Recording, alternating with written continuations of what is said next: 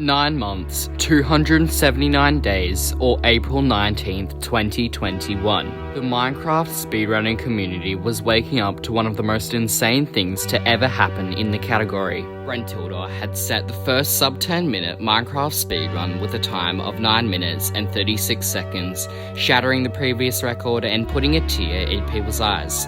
With the category coming so far in such a short time, it looked like the peak had finally been reached, and that theory would be apparent with it taking 4 entire months just for someone to be on pace to break the record, and since then, been countless runs to make it so close to the record, and it looked like it would be any day now before runners would finally beat it, with players like Crooks, Silver or Marky Boy being on the closest chances ever to break it. And on the 23rd of January 2022, Cube 1337X would finally do it, breaking the 1.16 RSG world record with a time of 9 minutes and 8 seconds.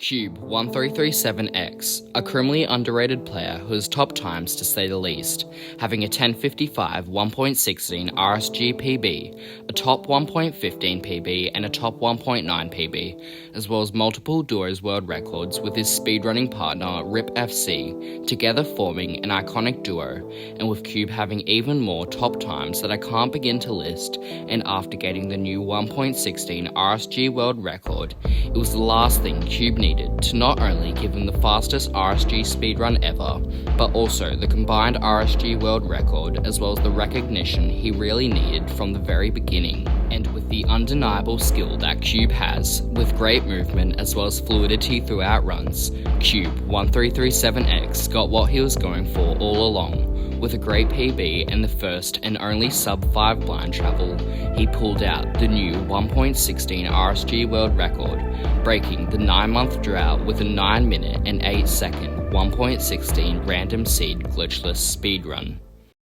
Cube spawns on a little island next to an ocean, and after trying to find a treasure using the mapless buried treasure strategy, he spots a shipwreck instead, as well as a magma ravine not too far away. Spawns like this are certainly the meta at this point, with them being the fastest possible overworlds and the majority of cases having the essential items to go through a run. This being a good enough seed for Cube to play, he swims down to the shipwreck where he obtains plenty of iron, to where he heads to the lower part of the shipwreck, obtaining some wood from the posts of the shipwreck, using that to craft all his tools, and with very clean crafting he was off to the magma ravine at 45 seconds, a great pace in and of itself, and with the magma ravine not being far away, he was able to build his nether portal entering the nether at 1 minute and 40 seconds, and what would be on the other side is the reason Cube was able to get world record.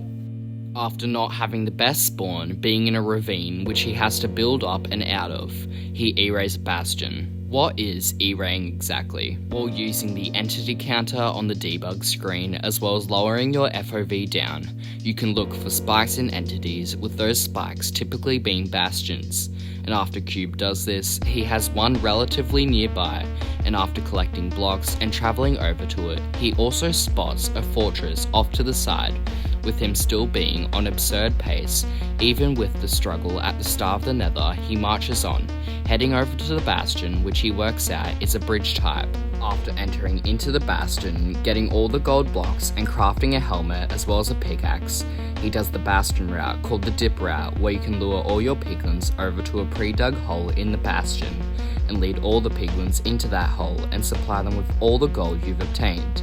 And after Cube does this, he checks the nearby chests of the bastion, gathering plenty of obsidian, string and extra armor, then kills a hoglin for food and goes back to his trades, having plenty of obsidian, fire resistance, string and most importantly pearls, proceeding to leave the bastion on his way to the nether fortress. A few pearl throws later, Cube was building up and into the fortress, and after lowering his render distance down to 5, increasing spawns when in the fortress, he got some quick stray blaze spawned, and with some wither skeletons interrupting the fight, he continued making his way through the fortress, killing blazes, attacking wither skeletons, and dodging arrows. Cube was out, obtaining his 6th blaze rod, building his blind travel portal, and exiting out of the nether at a solid time of 6 minutes and 45 seconds. By no means is this the fastest pace, with the world record blind travel time being 4 minutes and 59 seconds by none other than Cube himself, that I definitely recommend you go check out if you haven't already. It's still a great pace to be on, and the world record is definitely still a reality. After exiting the nether and entering the overworld, Cube crafts his Eyes of Ender so he can gauge how far the distance of the stronghold is away from him, and after using the Ninja Brain bot, he finds out there's roughly a 70% chance that the stronghold is around 700 blocks away from him. So with this information, Cube enters back into the nether once again, pearling off to a different location in the nether, and using his extra obsidian he got in the bastion, he builds a second nether portal, and these coordinates that he built the portal at would put him exactly where he needed to be.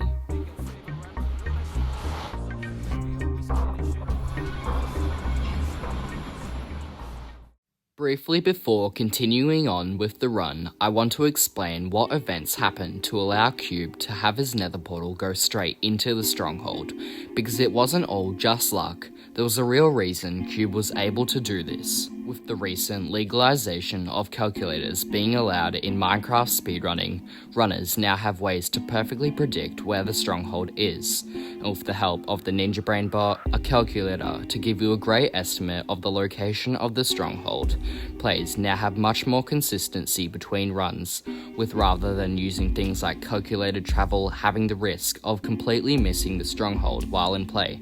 The Ninja Brain bot can allow you to blind into the stronghold almost every single time. With Cube doing this in his own run, he was able to do some calculations, and after building his second nether portal entering into the stronghold, and with him blinding first time at 6:45, with him now being in the stronghold at 7:30, he's on virtually the fastest pace to ever happen in a Minecraft speedrun. And with perfect stronghold navigation, Cube was in the end at 7 minutes and 47 seconds.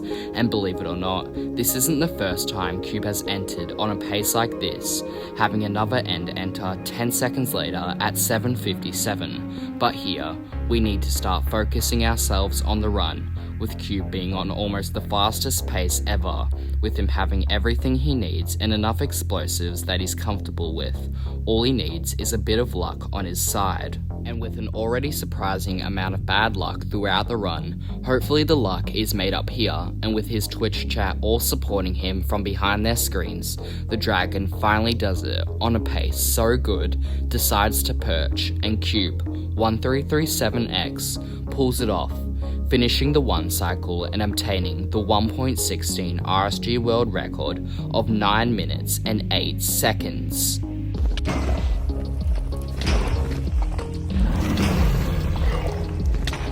Oh my fucking god, dude. Oh my fucking god, dude. Holy shit, dude. Oh my fucking god. Holy fuck, dude. Oh my fucking god. It's finally been done. 9 months in the making. Brentilda's world record has finally been broken, the curse is gone, and who other is more deserving than the one and only Cube 1337X. Congrats, Cube. You've shown that the Brentilda curse truly wasn't the real stronghold of speedrunning, and still had the tiniest flaw that runners could break through, and in the end it was Cube, and you really deserve the title of 1337. I want to give a huge shout out to Cube 1337X, being the second ever sub 10 months after the first, and it's only a matter of time before there's another, and with some of the things you've done in the past, it could even be you to break the sub 9 barrier. Go subscribe to Cube if you haven't already. He's an amazing runner with great gameplay, nerves of steel, and overall good vibes. And if you haven't already, consider subscribing to me as well. We just hit 1,000 subscribers and we are already at 1,300. And if you don't want to subscribe, I'll very much settle for a like. Thank you all so much for watching. I really hope you enjoyed, and I really hope I see you in the next video. Goodbye everyone.